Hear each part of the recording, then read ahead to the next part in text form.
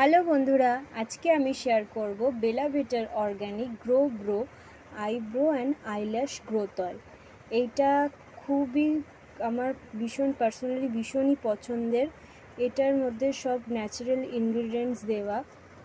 এটার castor oil, argan oil, avocado oil, almond oil, fenugreek oil, brahmi oil, bhringraj oil, wheat germ oil, hibiscus oil, সব রকমের natural ingredients মেশানো এতে।